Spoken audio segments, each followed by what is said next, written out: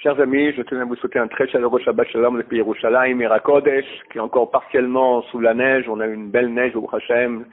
L'amour de Dieu, c'est écrit dans la Gemara, dans le traité Ta'anit, que la neige c'est 5 fois plus profitable à la terre que la pluie. Extraordinaire, Baruch Hashem. Donc vraiment remercier Hashem. Et on va faire un grand merci à Hashem aussi pour la refoua de mon secrétaire Noam, qui Baruch Hashem jeudi est sorti d'hôpital. Il n'est pas encore guéri, il est encore sous oxygène, etc. Mais il est sorti d'hôpital, ça veut dire vraiment un grand merci à Hachem, un grand merci à vous, parce que c'est évident que vos prières ont fait énormément. J'avais fait un appel le mardi soir, il était dans une situation catastrophique, et mercredi matin, il y a eu un retournement de situation absolument anormale.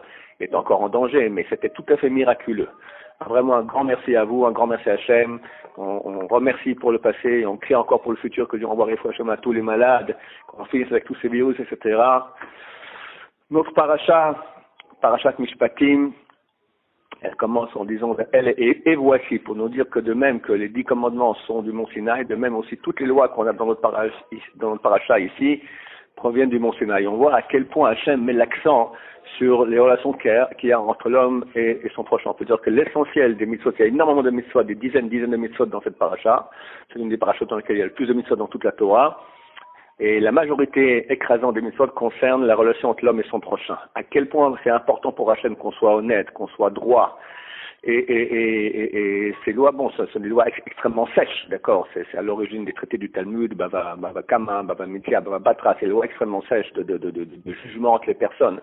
Mais à un moment, Hachem dit, si tu as prêté de l'argent à quelqu'un et t'a donné un gage, et ce gage c'est l'habit du pauvre avec lequel il dort la nuit, rends-lui cet habit-là au début de la nuit, parce que c'est son seul habit, il n'a pas d'autre habit. Car sinon, il va crier. Et je l'écouterai car je suis miséricordieux. Dans toute la paracha, on ne parle pas, c'est très technique. Et à un seul endroit, on voit que Dieu est miséricordieux. Pourquoi?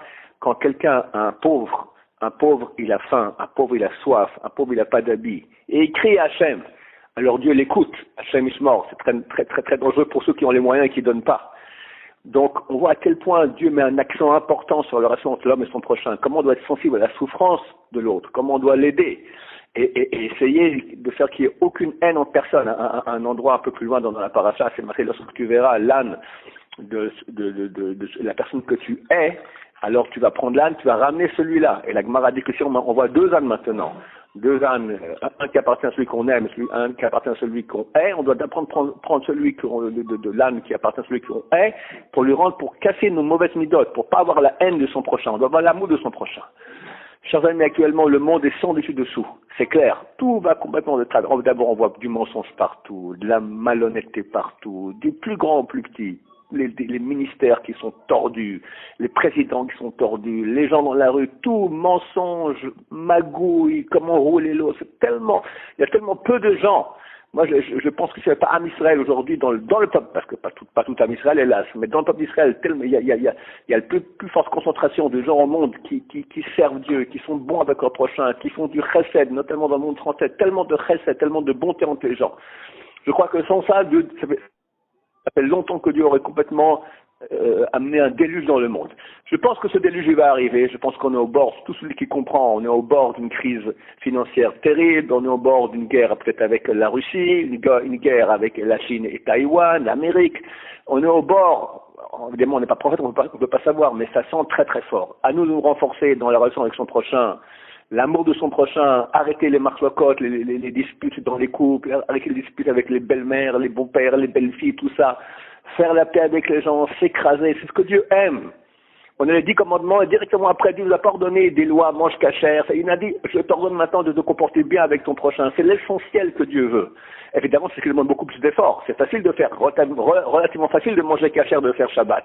Mais s'écraser par rapport à sa femme, par rapport aux beaux-parents, par rapport à arriver à vivre en paix avec les gens, ça demande un travail énorme. Et c'est ce travail que nous demande, on le voit très bien dans le parachat. D'ailleurs, à ce titre, je recommande chaque semaine de regarder notre commentaire sur la paracha, les joyaux de paracha. Cette semaine, j'ai parlé là-bas beaucoup de très belles histoires sur Benjamin Chavero, à quel point c'est important, les relations entre l'homme et son prochain, et je raconte des très belles histoires de grands tzadikim de la génération passée. Et je voulais vous dire aussi une chose super importante. Samedi soir, pendant la nuit, va partir d'ici d'Israël, mon délégué le Rav Chaim Sima, pendant une semaine, du 30 janvier au 8 février. Il sera d'abord à Marseille, ensuite Lyon, ensuite Paris, pour vous, pour que vous puissiez l'atteindre, le voir s'il faut, lui parler au téléphone en ce qui concerne un séjour à la yeshiva.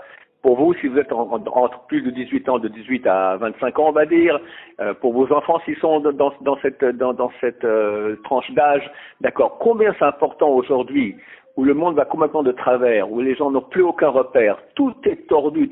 Venir quelques semaines en Israël, se concentrer sur soi-même, apprendre le message de Dieu, c'est un cadeau pour toute la vie, Donc n'hésitez pas à l'appeler, ça coûte rien, ça n'engage à rien, vous l'appelez, prenez renseignement, vous pouvez le rencontrer aussi, Bezrat Hashem, et peut-être comme ça, vous ou vos enfants viendront quelques semaines à la Yeshiva à Jérusalem, et c'est certain que c'est le plus grand gagné qu'on peut avoir pour ce monde et le monde à venir.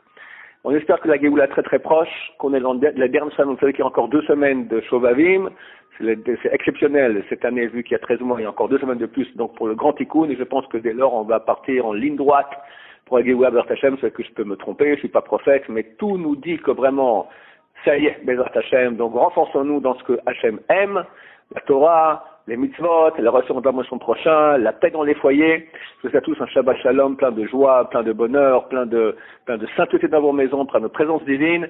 Amen, Amen, Shabbat Shalom, Umvurach.